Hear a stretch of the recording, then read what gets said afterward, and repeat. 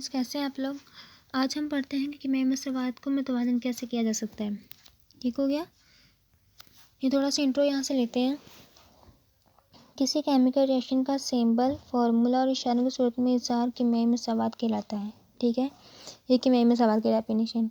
किमियाई मसवाद में मुतामलात और हासिलात के दौरान तीर का निशान लगाया जाता है। मुतामलात के सिंबल और फार्मूले को तीर के बाईं जानिब, जबकि हासिलात के तीर के दाएं जानिब लिखा जाता है। नज़र आ रहा है आपको।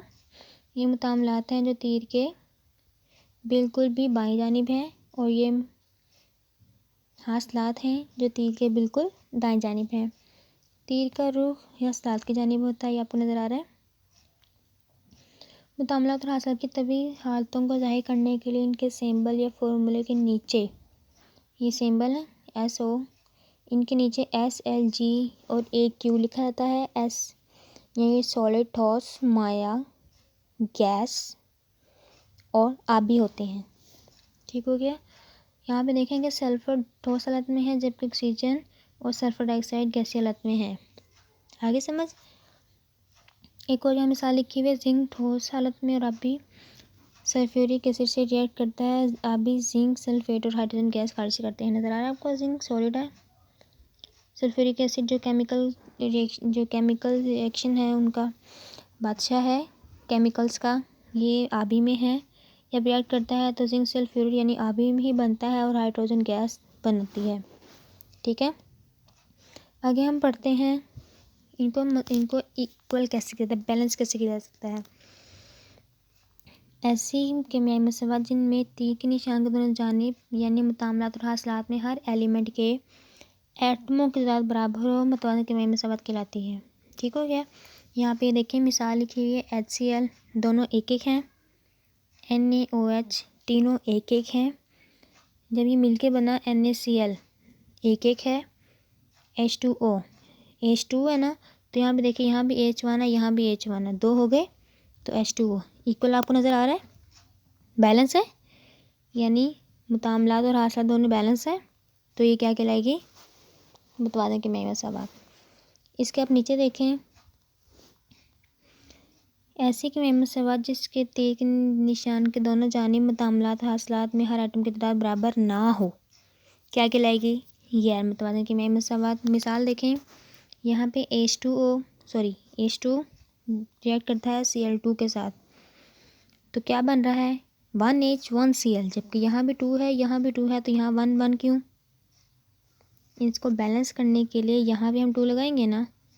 ठीक है, तो उन्होंने 2 नहीं लगाया, इसलिए ये क्या है, गैर मुतवाज़न किमियाई मसवाद है। Can you understand students. यहाँ पे कोई मिसालें लिखें कि किमियाई मसवाद को मुतवाज़न करने के कौन कौन से जो असूल हैं वो हमें जहन में रखने चाहिए। कि गैर मुतवाज़न मसवाद को लिख कर निशान तीर के दोनों जानिब हर एलिमेंट की तादाद बराबर होनी चाहिए, यानी मालूम होनी चाहिए। एक वक्त में सिर्फ एक एलिमेंट पर गौर करें। ठीक है, अगर 2 पे करेंगे तो कंफ्यूज हो जाएंगे। मसवाद के जानिब के सिंबल या फार्मूले को 2, 3, 4, 5 वगैरह में किसी मुनासिब अदद के साथ ज़रब दीजिए। ठीक है, जिससे किसी एलिमेंट के एटम की तादाद कम हो। पहले सबसे छोटे अदद से ज़रब देना शुरू करें। जो लॉ है वो कौन सा है कि एक एक करके तमाम एलिमेंट के एटम की तादाद को मसवाद के दोनों जानिब बराबर करें। लास्ट वन है 2 एटम मॉलिक्यूल यानी H2N2O2Cl2 को सबसे आखिर में मुतवाज़न करें। ठीक हो गया। अब यहाँ पे आपको नीचे मिसाल नज़र आ रही होगी। मिसाल नंबर 1 है ये, इसको यहाँ पे 3 मरलों में बताया गया है। ये मुतामलात हैं, ये हासिलात हैं। ठीक है, गौर से देखिएगा। यहाँ पे N2 है, यहाँ पे H2 है, जब रिएक्ट किया तो NH3 बना है, जबकि ये मसवाद इक्वल नहीं है। हमने इसको इक्वल करना है। किस तरह से करेंगे, यहाँ देखिए, यहाँ पे N2 है ना, और हासिलात में N1 है, तो क्या हुई, N जो गैर मुतवाज़न हो गया ना। अब यहाँ पे देखें, मुतामलात में 2H है और यहाँ पे 3, ये फिर गैर मुतवाज़न है। आ रही समझ। अब हम दूसरा मरला देखते हैं।